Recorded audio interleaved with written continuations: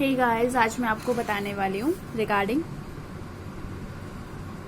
BMI means body mass index.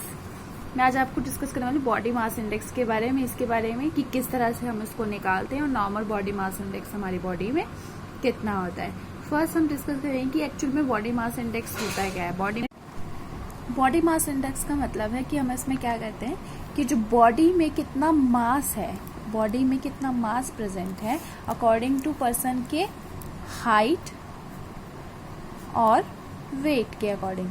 मतलब कि एक एडल्ट पर्सन में जो है वो उसके हाइट और वेट के अकॉर्डिंगली कितना मास होना चाहिए, मतलब वो कितना उसकी बॉडी में फैट होना चाहिए, उसके लिए हम क्या करते हैं BMI मेजर करते हैं। तो BMI मेजर करने के लिए सबसे पहले होता है कि BMI का फॉर्मूला क्या होता है। तो BMI मेजर करने के लिए इसका फॉर्मूला होता है BMI is equal to weight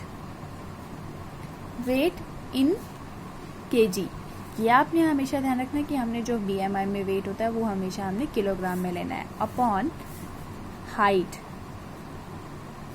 in metre square.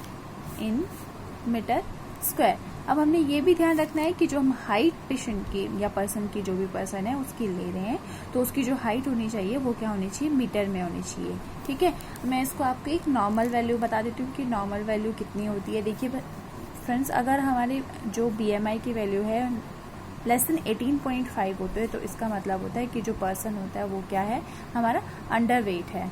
और अगर हमारी जो BMI की वैल्यू है वो 18.5 से 24.5 तक होती है तो इसका मतलब जो पेशेंट है उसका क्या है, जो पर्सन है उसका क्या है, हेल्दी वेट है।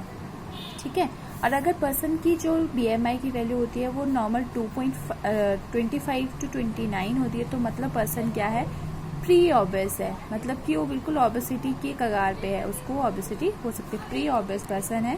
देन अगर जो हमारा BMI होता है वो 30 to 34 की रेंज में होता है तो इसका मतलब जो पर्सन है उसको क्या है, क्लास 1 ओबेसिटी है।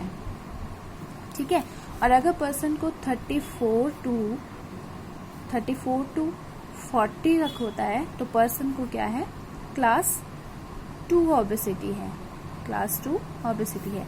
और अगर मोर देन 40 जो है वो पर्सन का वेट है, जो मोर देन 40 जो है वो पर्सन का BMI है तो पर्सन क्या है, क्लास 3 ओबेसिटी में है। क्लास 3 ओबेसिटी का मतलब होता है कि इसके बाद क्या है, पर्सन को बहुत सारी डिजीजेज होने के चांसेस होते हैं। वैसे तो जो पर्सन होता है वो ओबेसिटी जैसे मतलब कि हमारा 30 to 34 की रेंज में या फिर 34 to 40 की रेंज में है तो भी पर्सन जो है वो डिजीज होने के चांसेस होते हैं। लेकिन अगर मोर देन 40 है तो मतलब वो पर्सन क्या है, मॉर्बिड ओबेस है, मतलब कि उसको क्या है, क्लास 3 ओबेसिटी है तो पर्सन डेफिनेटली हमारा क्या होगा, डिजीज होगा या फिर उसको डिजीज मतलब कोई ना कोई डिजीज जरूर होगी। अब बात आती है कि हमारा वेट इन kg। जब हम वेट मेजर करते हैं तो वेट नॉर्मली हम क्या करते हैं, वेट जो होता है वो हमारा नॉर्मली हम kgs में ही मतलब किलोग्राम में ही हम मेजर करते हैं। जैसे कि हम नॉर्मली क्या बोलते हैं कि वेट क्या है, किसी भी पर्सन का वेट की 50 kg है या फिर 55 kg, इस तरह से ही करते हैं। लेकिन जनरली जो हाइट होती है हम उसको क्या करते हैं मेजर, या तो हम सेंटीमीटर्स में मेजर करते हैं या फिर हम क्या करते हैं हाइट जो है वो फीट में मेजर करते हैं। तो इसके लिए मैं आपको एक नॉर्मल सी चीज बता देती हूँ, जैसे कि कोई भी पर्सन है, कोई भी एडल्ट पर्सन है, उसकी क्या है हाइट, क्या है हमारी 5.5 फीट है। कोई ऐसा बोल रहा है कि उसकी हाइट कितनी है, 5 फुट 5 इंच है। अब 5 फुट 5 इंच का मतलब क्या होता है कि 1 फुट में क्या होता है, एक जो फुट होता है उसमें कितना होता है, 1 फुट में 12 इंचेस होते हैं।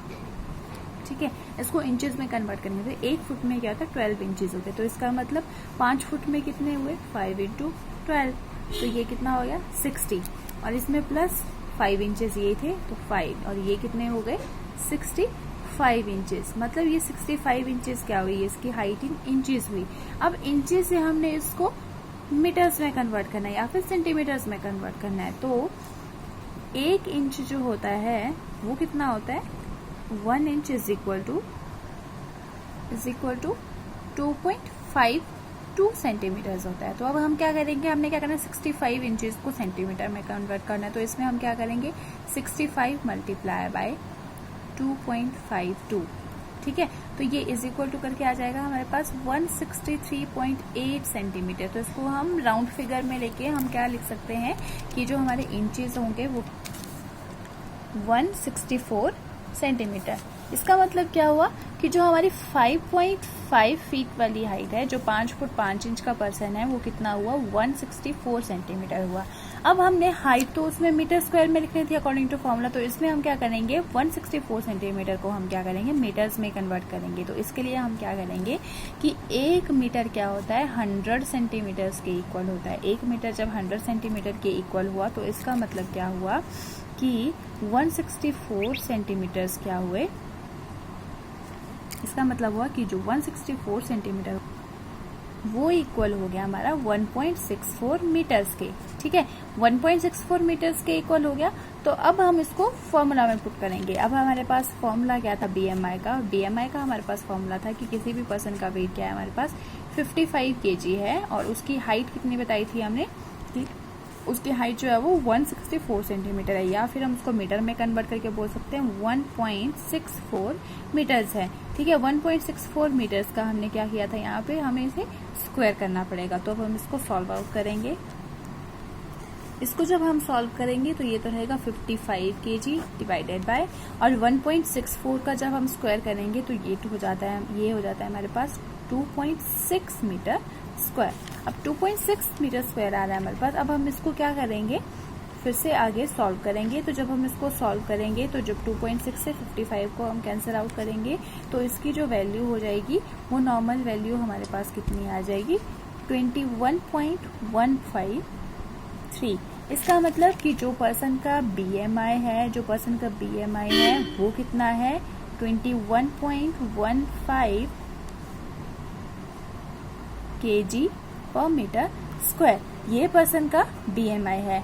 तो अब हमने क्या किया था, अब हम इसकी रेंज देखेंगे कि किस रेंज में पड़ता है। हमने क्या बोला था दोस्तों कि 18.5 से लेके 24.5 तक का क्या होता है हेल्दी वेट होता है। तो हमारा जो BMI था, हमारा BMI कितना आया था 21.5 आया था। तो इसका मतलब कि जो पर्सन का वेट है वो अकॉर्डिंग टू हाइट उसका बिल्कुल सही वेट है। तो मतलब जो पर्सन का वेट यहाँ पे आ रहा है 21.15 kg पर मीटर स्क्वायर है, ये पर्सन जो है वो बिल्कुल हेल्दी पर्सन है। बट अगर इसका BMI जो है हमारा मोर देन 24.5 होता तो पर्सन क्या होता प्री ऑब्वियस होता। मीन्स पर्सन क्या होता कि ओबेसिटी के कगार पे जाने वाला। कुछ और इन्फॉर्मेशन ऐड करके बताऊंगी कि अगर पर्सन जो है, अगर जो लेडी है, अगर कोई फीमेल है वो अगर प्रेग्नेंट है तो प्रेगनेंसी में क्या होता है, प्रेगनेंसी में जो नॉर्मल जो BMI होता है वो थोड़ा सा इंक्रीज हो जाता है। तो नॉर्मल BMI प्रेगनेंसी में क्या होता है 25 to 35 तक हम जो है वो नॉर्मली ले सकते हैं।